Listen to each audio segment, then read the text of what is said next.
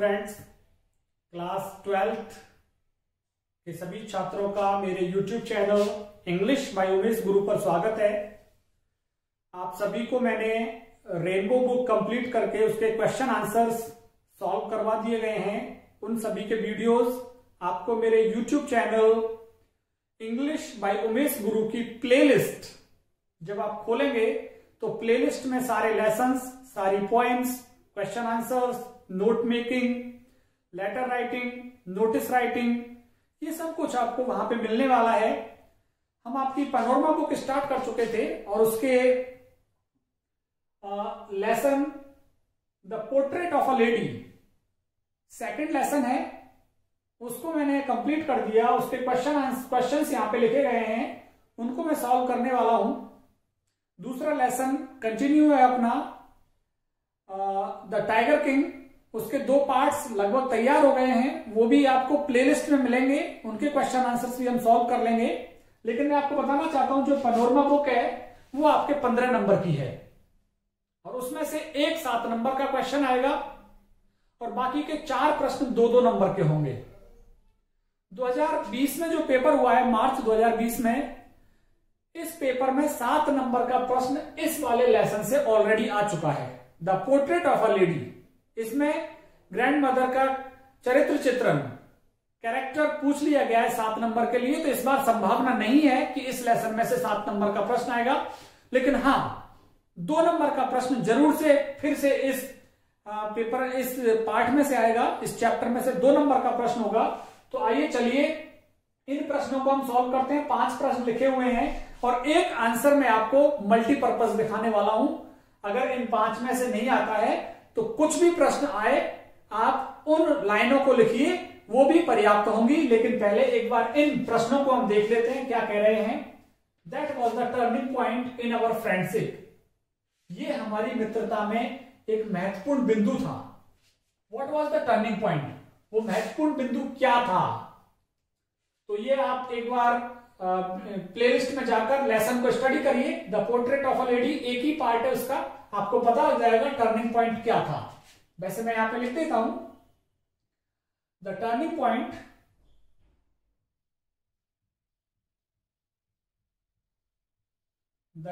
Point was the settlement.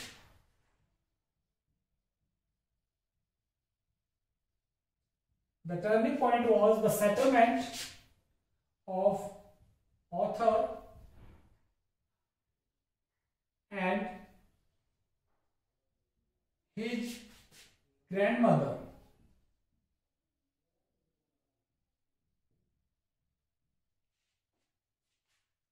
in the city.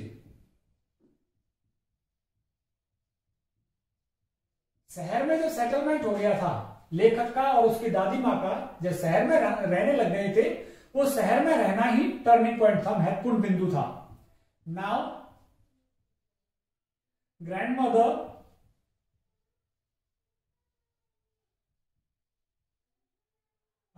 did not help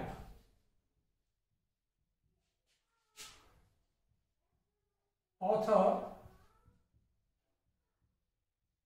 in his any activity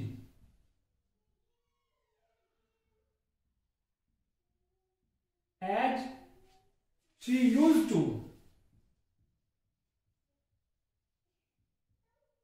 in the village. देखिए, now grandmother, अब दादी मां सहायता नहीं करती थी लेखक की इन हिज एनी एक्टिविटी, उसकी किसी भी गतिविधि में सहायता नहीं करती थी। एज शी यूज्ड टू, जैसे वो किया करती थी, इन द विलेज, गांव में रह करके जैसे लेखक की सहायता किया करती थी दादी मां, वैसी सहायता अब शहर में रह करके नहीं कर रही थी। तो ये शहर में आना, शहर में आकर के बसना, यही टर्निंग पॉइंट था उनकी लाइफ का। How did the grandmother help her grandson in the morning before going to school? School जाने से पहले कैसे तैयार किया करती थी उसको, कैसे मदद किया करती थी। The grandmother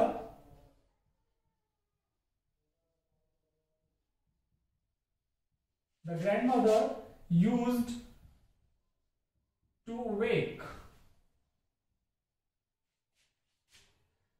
The author up in the morning. सुबह जगाया करती थी दादी माँ उसको, लेखक को. She bathed him. She bathed and dressed him. वो उसको नहलाती थी, पोशाक पहनाती थी. She would fetch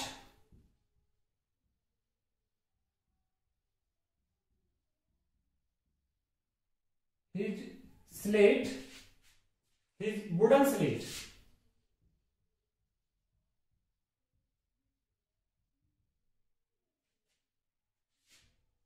Earthen ink pot.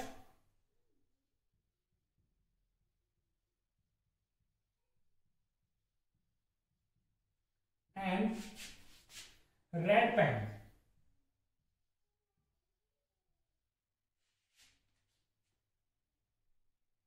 And tied them in a bundle. देखिए क्या करती थी दादी माँ. The grandmother use to wake the author up in the morning. सुबह ऑथर को जगाया करती थी. She waked and dressed him. उसको नहलाती थी, कपड़े पहनाती थी. She would fetch. वो लाती थी हिज वुडन स्लेट. उसकी लकड़ी की स्लेट को. Earthen ink pot. मिट्टी के शाही की दवात को. And red pen. और उसकी लाल पेन लाती थी. And tied them. और उनको बांध देती थी इन अ बंडल. एक बंडल में बांध कर दे देती थी. What were the grandmother's views about learning music? Music सीखने के बारे में ग्रैंडमदर के विचार क्या थे? The grandmother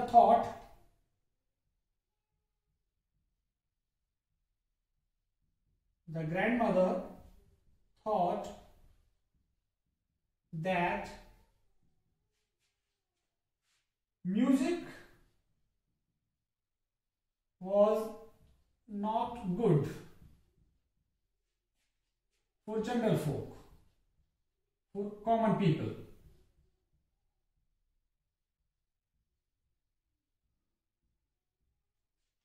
It was the monopoly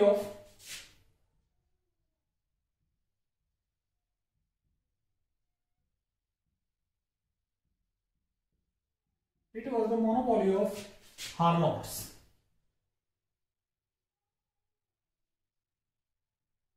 Because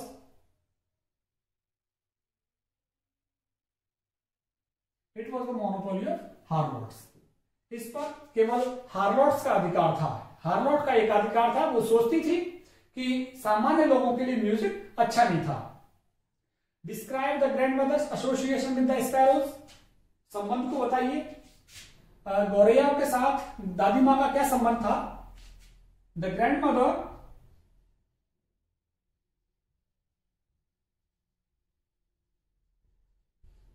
used to feed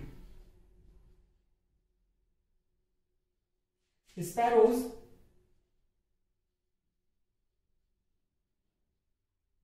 in the backyard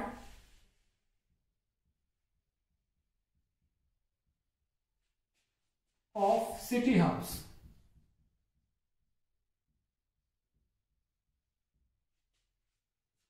दादी माँ खिलाती थी गौरैयाओं को इन the backyard of the city house. शहर के घर के आंगन में. On her death day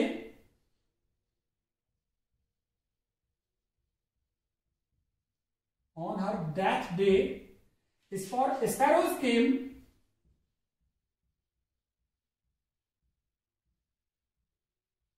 to express their lament. अपना शोक प्रकट करने के लिए आई थी. although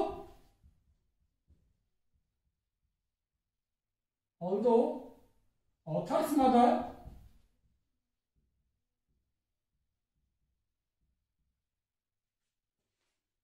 mother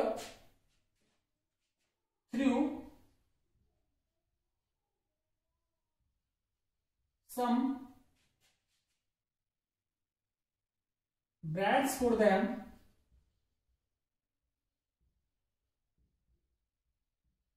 but they did not eat them.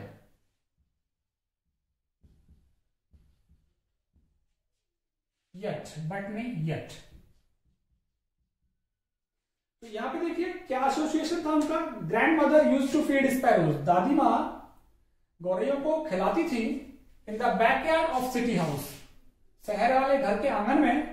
On her death day, उसकी मृत्यु वाले दिन, sparrows came to express their lament. गौरैया आई थी अपना शोक प्रकट करने के लिए. Although author's mother threw some breads, यद्यपि ऑथर की माँ ने कुछ ब्रेड्स डाली थी उनको, फॉर देम, उनके लिए. Yet they did not eat them, लेकिन उन्होंने वो ब्रेड्स नहीं खाई थी. What did the grandmother do on the eve of authors return from abroad. Grandmother ने क्या किया उस शाम को जब लेखक लौटा था विदेश से. इसका आंसर मैं ऊपर लिख देता हूं कि विदेश से जब लौटा था तो ग्रैंडमदर ने क्या किया.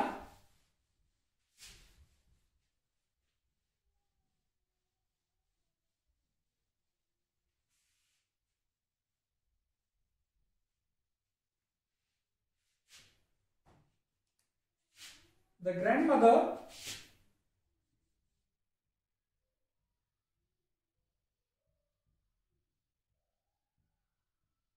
grandmother went to receive her grandson on the railway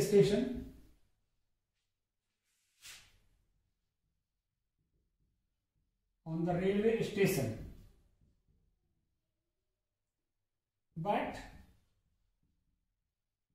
she did not talk to the author.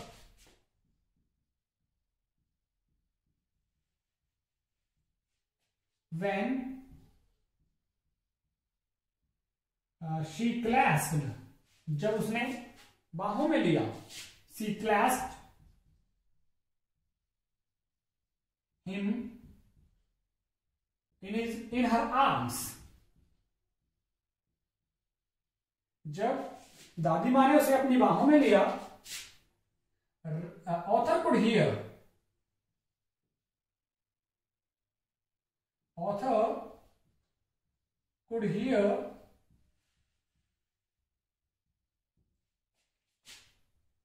her reciting prayers.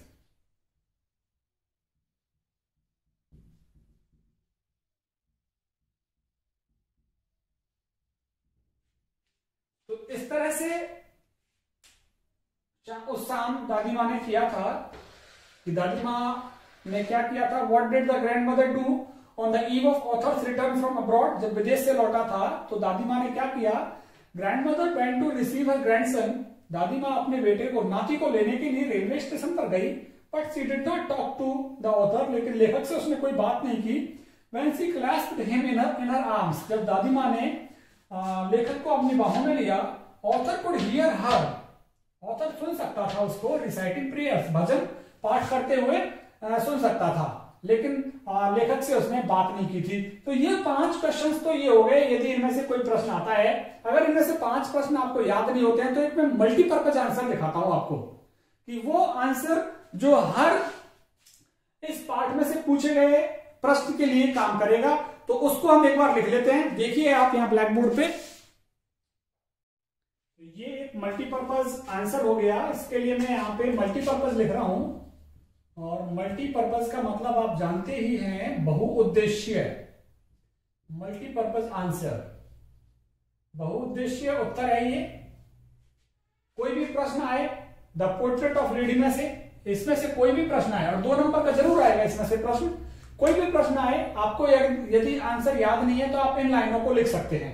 ये लाइनें भी उत्तर के रूप में काम करेंगी. हमने क्या लिखा है, इट इज बेस्ड, ये आधारित है, on a grandmother and grandsons relation, दादी और उसके नाती के रिश्ते पर आधारित है ये. They used to live together in the village, गांव में वो साथ में रहते थे. बट लेटर ऑन, बाद में, इन सिटी, शहर में, they did not talk to each other, शहर में वो एक दूसरे से बात भी नहीं करते थे। ऑथर वेंट अब्रॉड, ऑथर विदेश चला गया टू स्टडी, पढ़ने के लिए। वाइल ग्रैंडमदर स्पेंट हर टाइम, जबकि दादी माँ ने अपना समय बिताया ऑन स्पिनिंग व्हील्स, चरखा काटने पर, एंड इन फीडिंग स्पैरोज, और गौरैयों को खिलाने पर अपना समय बिताया। ऑन हर डेथ डे, उसकी मृत्यु के दिन, all sparrows came to express their lament, सभी गौरैया आई अपना दुख प्रकट करने के लिए दादी की मृत्यु पर। तो ये एक मल्टीपर्पज आंसर है। इस मल्टीपर्पज आंसर का प्रयोग आप the portrait of a lady में से कुछ भी प्रश्न पूछा जाए, यदि आपको वो सारे प्रश्नों के आंसर याद नहीं होते हैं तो इसको जरूर याद कर लीजिएगा और इन लाइनों को उठा करके आप मल्टीपर्पज रूप में काम कर सकते हैं। ऐसे में हर प्रश्न का एक मल्टीपर्पज आंसर आपको दूंगा, आप उन आंसर्स को याद कर लीजिएगा और निश्चित ही 15 नंबर का प्रश्न इनमें से पूछे जाएंगे। 7 नंबर का प्रश्न मैं आपको 2-3 प्रश्न लिखा दूंगा मैं 7-7 नंबर के, और उम्मीद करेंगे कि उन 2-3 में से आपको जरूर से 2 वहां पे मिले। करना आपको 1 होगा, 7 नंबर का एक प्रश्न हल करना है आपको। 3 अलग अलग लेसन में से हम 7 नंबर के प्रश्न लिख लेंगे। तो ये इसमें से 7 नंबर का प्रश्न लिखने की जरूरत नहीं है क्योंकि 2020 में इसमें से प्रश्न आ चुका है। तो आप मेरे YouTube चैनल के साथ बने रहिए, दोस्तों को सब्सक्राइब करवाइए। जैसे ही स्कूल खुलते हैं अपने दोस्तों को मेरे YouTube channel English by Umesh गुरु के बारे में बताइए, उनको बताइए कितना फायदेमंद ये चैनल उनके लिए होने वाला है। तो बने रहिए मेरे साथ मेरे YouTube चैनल पे। आप सभी का बहुत बहुत धन्यवाद।